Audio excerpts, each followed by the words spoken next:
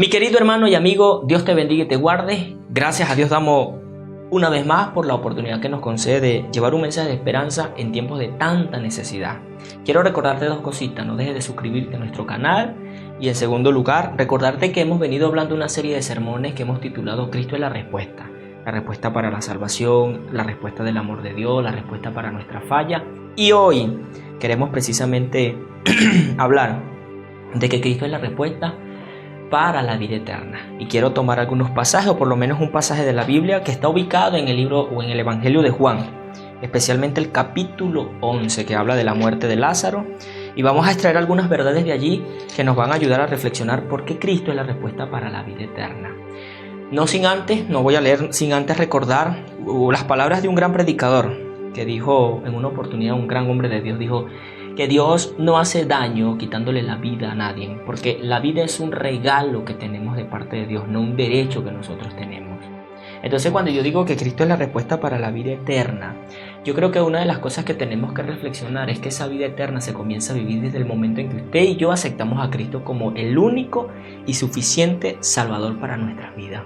De ahí nosotros empezamos a vivir la vida eterna. ¿Por qué les digo esto? Porque lastimosamente hay gente que piensa solamente en la eternidad después de la muerte. Piensan en la eternidad en un velorio, en un funeral, piensan, partió para la vida eterna. Pero la vida eterna comienzas a vivirla tú desde el momento en que Cristo entra en tu vida y tú le crees y lo confiesas como el único y suficiente Salvador.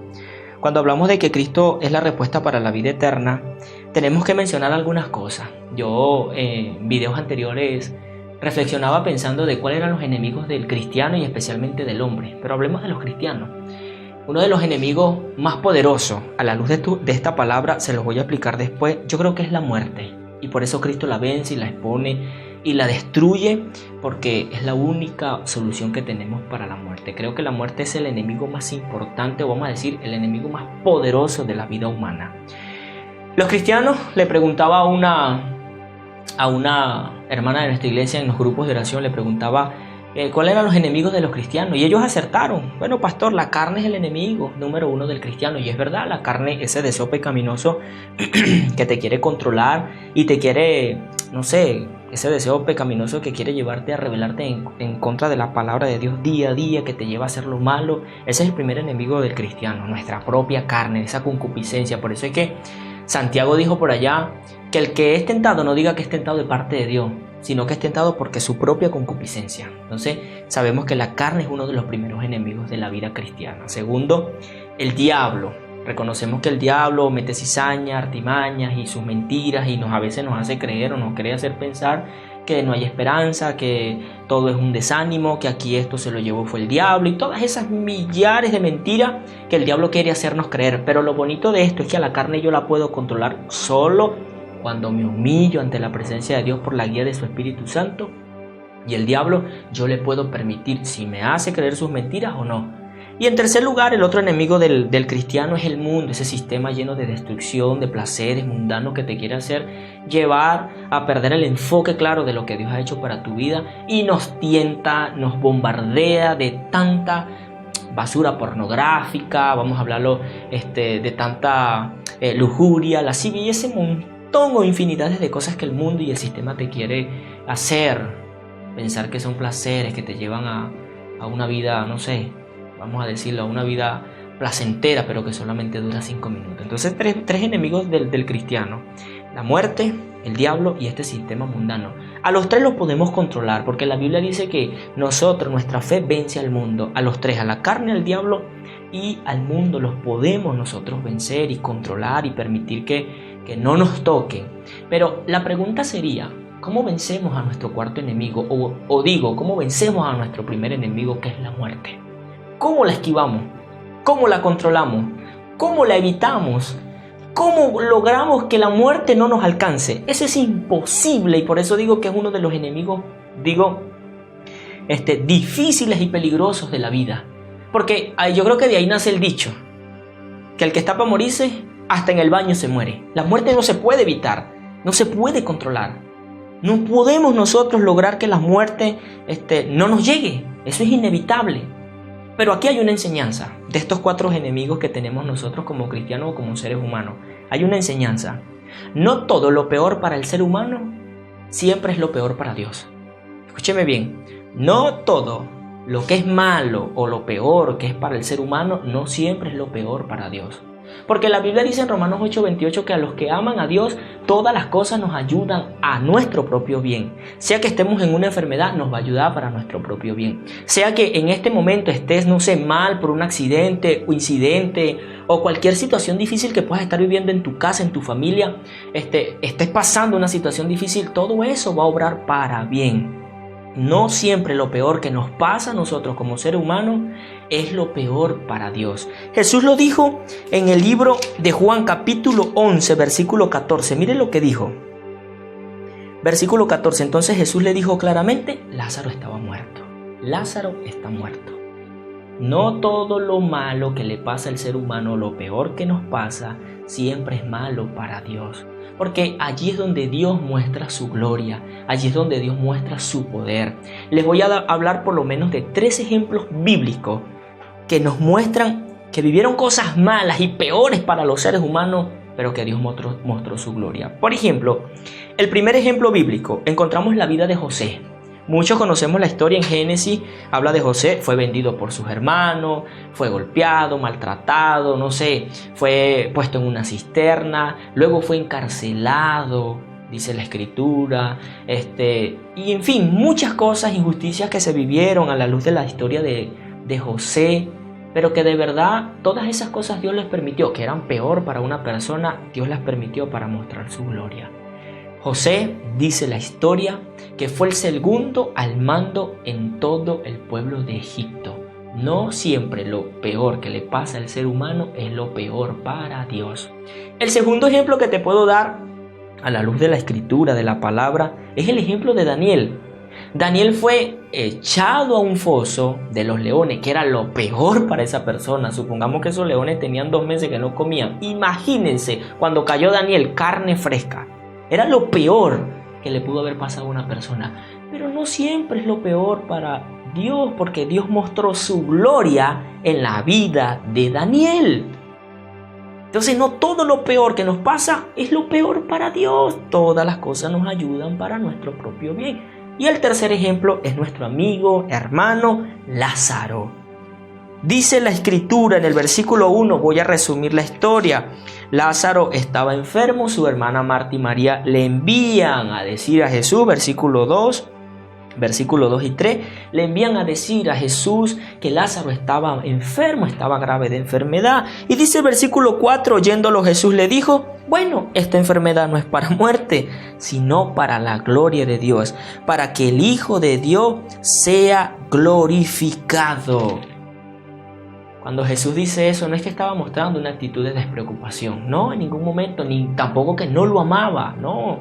Jesús sabía, Jesús estaba claro de lo que iba a pasar con la vida de Lázaro. Jesús estaba claro que lo único que él podía hacer en este momento era quedarse, por lo menos, ausente en medio de la enfermedad, para que, la escritura nos lo explica, para que Lázaro pudiera morir y el Señor mismo mostrar su gloria. Porque dice el versículo 6, cuando Jesús oyó, pues que estaba enfermo, se quedó 2 días más en el lugar donde estaba. En este momento de la vida estaba en el Jordán. Él tenía que bajar para Judea y pasar por el pórtico de Salomón, donde casi lo apedrean. Pero lo bonito y lo extraordinario que yo puedo ver a la luz de esta, vamos a decirlo, de esta despreocupación de Jesús, es que Jesús sabía todo lo que iba a pasar. Jesús estaba claro que Lázaro se iba a morir. Jesús sabía o lo permitió de tal manera que nos está enseñando que esta enfermedad de Lázaro no era para muerte, era para dar un impacto glorioso y mostrar la gloria del Señor en medio de esta situación que ellos estaban viviendo de enfermedad. Porque déjame decirte algo y te lo voy a decir muy francamente. La enfermedad de Lázaro implicaba por lo menos 2 cosas. Escúcheme bien. 2 cosas podían implicar la enfermedad de Lázaro. La primera, hay enfermedades que matan y dan la gloria al Señor. El Salmo 116:15 dice, estimada son a los ojos de Jehová la muerte de sus santos. Entonces, sea que la enfermedad lo matara, iba a dar la gloria a Dios. Pero sea que la enfermedad sanara, es la segunda implicación. Hay enfermedades que sanan y también dan la gloria a Dios. Entonces, tanto la una como la otra igual daban la gloria a Dios. En otras palabras, lo que quiero recordarte y darte el antídoto de tus preocupaciones, que hay gente que tiene miedo a que se va a morir, hay gente que tiene miedo de que si me mata el COVID, hay gente que tiene miedo de que si me mata esto. Mira, lo único, escúchame bien, lo único que preserva la vida del cristiano es el propósito de Dios. Tú no vas a morirte hasta que no cumplas el propósito establecido por Dios para tu vida. Así que ten paz. Trata de tener paz porque la Biblia nos enseña que el propósito de Dios, escúchame bien, está codificado, está guardado y está completo aquí en las Sagradas Escrituras. Por lo tanto, Dios sabe el día que naces y también sabe el día que vas a morir. Lo importante y lo relevante que tengo que tener en cuenta es que yo debo prepararme para ese día. Lastimosamente hay gente que vive la vida normal. No se preparan y nos preparamos para todo, pero no nos preparamos para el día que nos tengamos que ir de este mundo. Y eso es lo que Cristo estaba recordando. Cada persona, esta enfermedad no es para gloria, no es para muerte, sino para la gloria de Dios. Pero sé que Lázaro muera o sé que viva, eso iba a dar la gloria a Dios. Lo importante es que tengamos en cuenta que nosotros debemos prepararnos para ese momento que nos va a tocar partir de este mundo. Lo único que preserva la vida es el propósito de Dios. Nadie nos va a arrebatar la vida antes de tiempo. Nadie nos va a quitar la vida hasta que Dios nos lo permita. Nadie nos va a quitar de esa oportunidad que nosotros tenemos en medio de este momento de darle la gloria a Dios, porque sea que tengamos COVID o sea que no tengamos COVID, eso da la gloria a Dios.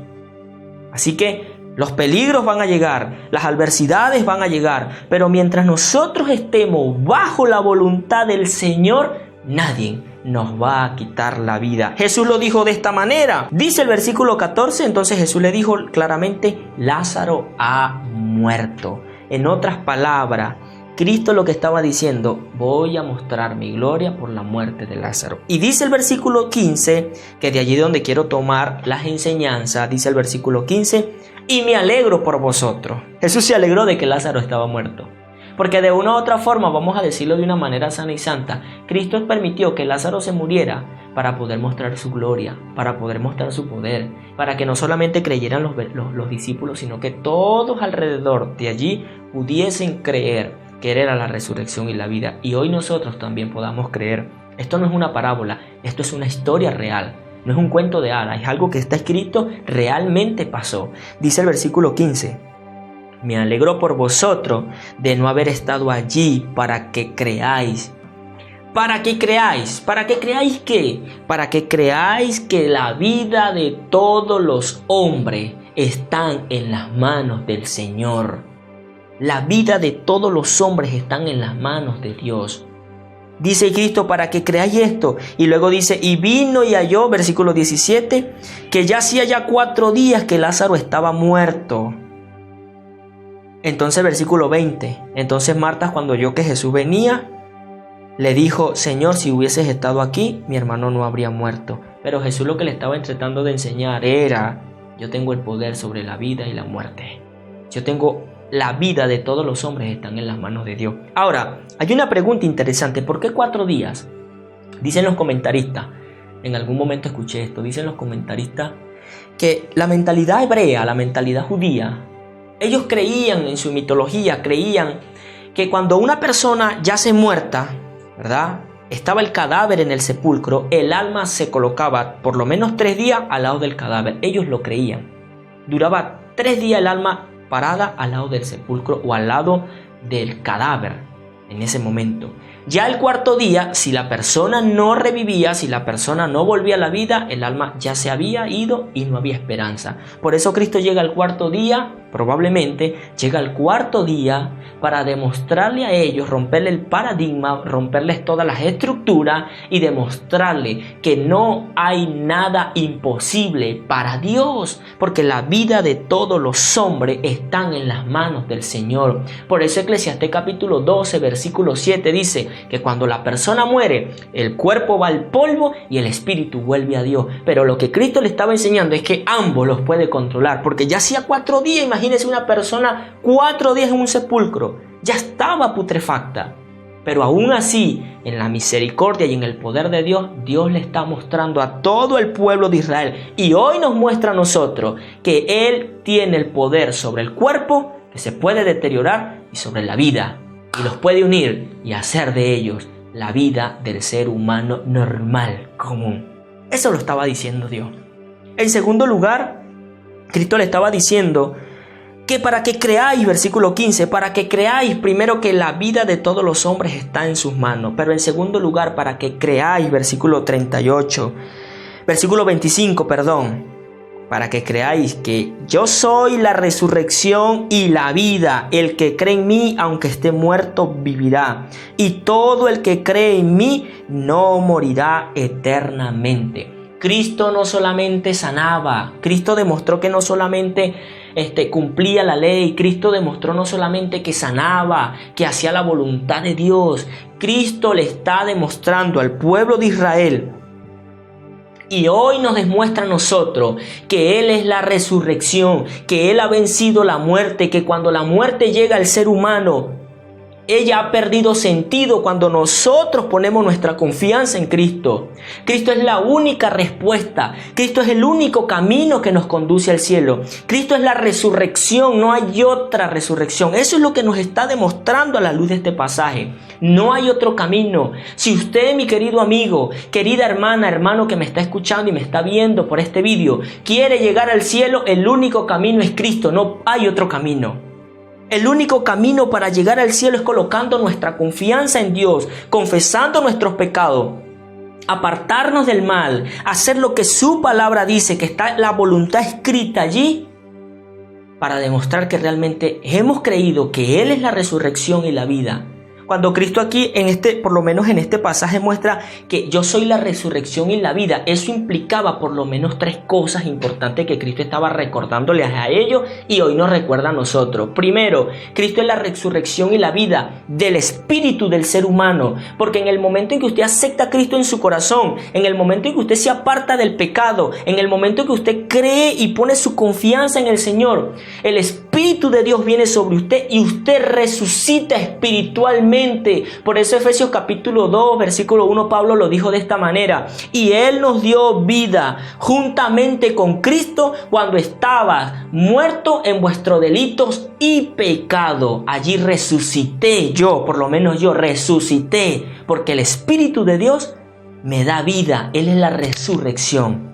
En segundo lugar, implicaba, cuando Cristo le dice yo soy la resurrección y la vida, implicaba que íbamos a ser resucitados en un cuerpo transformado. Por eso Pablo lo escribió en Primera de Corintios capítulo 15, 54, 51, que vamos a ser transformados. En otras palabras, le tengo una noticia: todos los seres humanos van a resucitar, todos.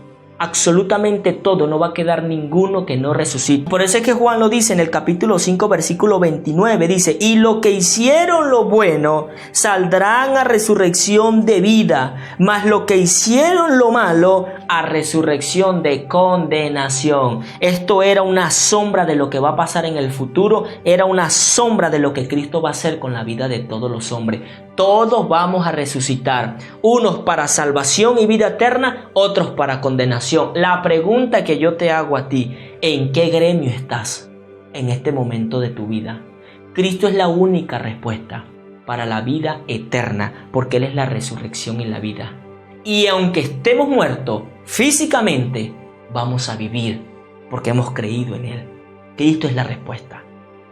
Y en tercer lugar, la tercera implicación de lo que representaba la resurrección en Cristo es porque nosotros tenemos que resucitar, ya que tenemos un destino eterno con nuestro Padre Celestial. Sea que Él venga antes de que muramos, o sea que muramos antes de que Él venga, vamos a resucitar o vamos a marchar con Él para un destino eterno. Filipenses capítulo 3 versículo 20 nos los enseña de esta manera: mas nuestra ciudadanía está en los cielos, de donde también esperamos al Salvador, al Señor Jesucristo. David lo escribió en el Salmo 23:6, dijo: el bien y la misericordia me seguirán todos los días de mi vida, y en la casa de Jehová viviré por largo tiempo.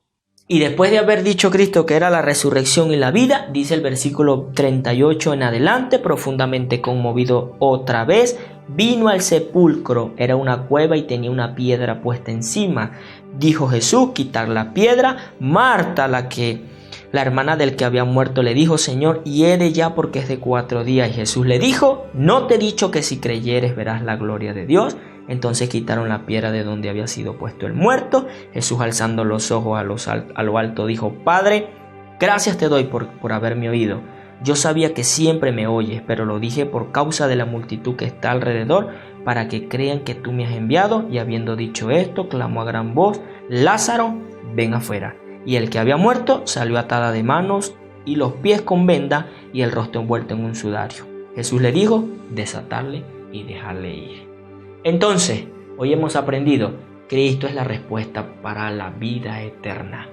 ¿Quieres vivir una vida abundante y eterna? Ve por el camino correcto. Es Cristo, no hay otro.